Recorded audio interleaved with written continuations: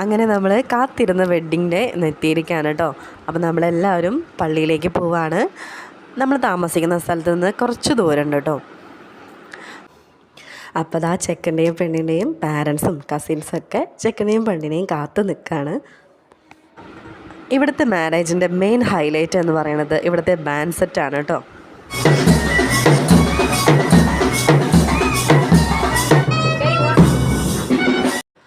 അപ്പം നമ്മുടെ കല്യാണപ്പയ്യൻ എത്തിയിട്ടുണ്ട്. ഗ്രാൻഡായിട്ടുള്ള വെൽക്കമിങ് തന്നെയായിരുന്നു. ശരിക്കും ഈ ബാൻഡ് സെറ്റ് കേട്ടപ്പോൾ നമ്മുടെ അവിടെയുള്ള പെരുന്നാളുകളാണ് കേട്ടോ എനിക്ക് ഓർമ്മ വന്നത്.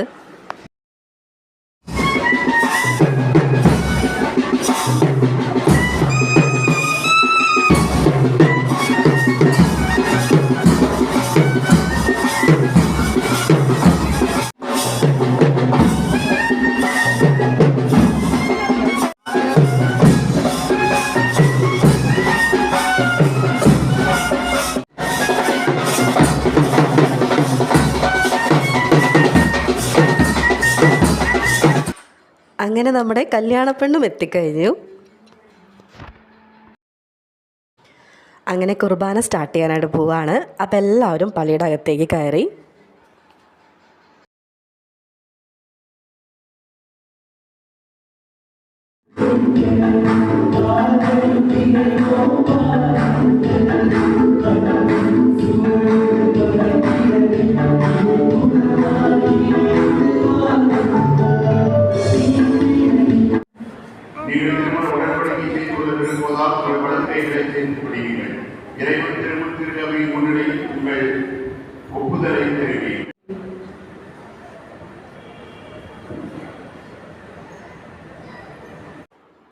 അങ്ങനെ പള്ളിയിലെ എല്ലാ വിവാഹ ചടങ്ങും കഴിഞ്ഞു.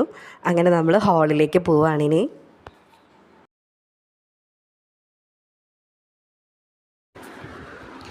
ചെക്കനെയും പെണ്ണിനെയും ഇൻവൈറ്റ് ചെയ്യുന്ന രീതിയും ബാൻഡ് സെറ്റും പിന്നെ തമിഴ് കുർബാനയും അങ്ങനെ എല്ലാം എനിക്ക് ഒത്തിരി ഇഷ്ടപ്പെട്ടു കേട്ടോ.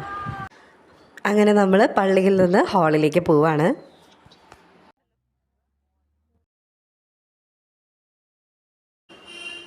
ഹാളിൻ്റെ ഫ്രണ്ടിലായിട്ട് തന്നെ ഒരു വലിയൊരു ഫ്ലെക്സ് വെച്ചിട്ടുണ്ട്.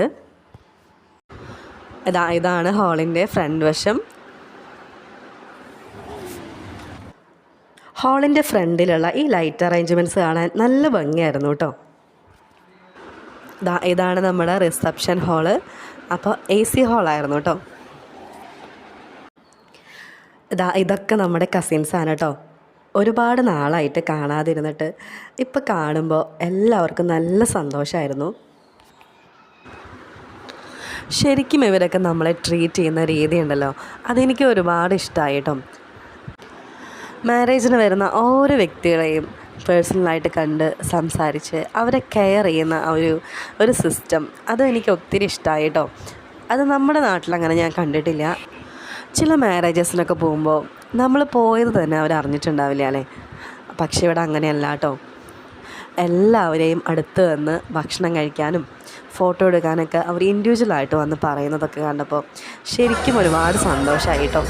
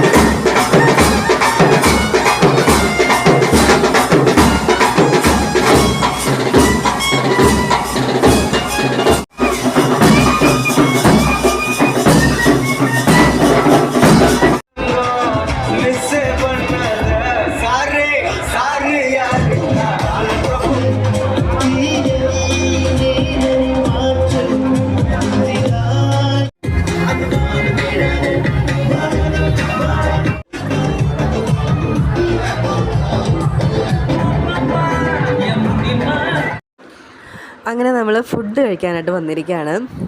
ശരിക്കും അന്ന് കഴിച്ച ബിരിയാണിയുടെ ടേസ്റ്റ് ഇപ്പോഴും നാവിലുണ്ട് കേട്ടോ. അത്രയും ടേസ്റ്റായിരുന്നു. സാധാരണ ചെന്നൈ ബിരിയാണി എനിക്ക് ഒട്ടും ഇഷ്ടമല്ല, മസാല കൂടുതലായതുകൊണ്ട്. പക്ഷേ ഈ ബിരിയാണിയുടെ ടേസ്റ്റ് അതെത്ര പറഞ്ഞാലും മതിയാവില്ല കേട്ടോ. അത്ര അടിപൊളിയായിരുന്നു.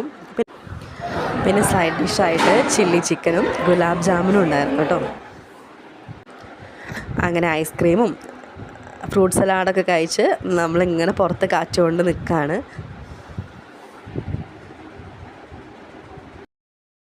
അപ്പോഴാണ് നമ്മുടെ കല്യാണപ്പയ്യന് കുറച്ച് ഫ്രണ്ട്സിൻ്റെ ഡാൻസൊക്കെ കണ്ടത്.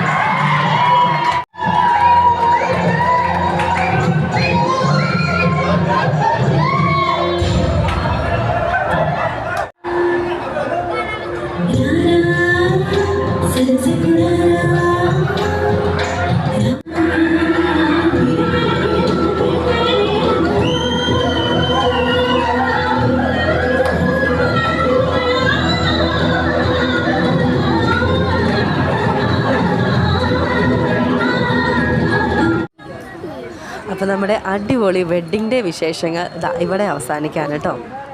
അപ്പോൾ നമ്മുടെ ബാക്കി വിശേഷങ്ങൾ അടുത്ത വീഡിയോയിൽ കാണാം. അപ്പോൾ ഓക്കെ, താങ്ക് യു, ബൈ.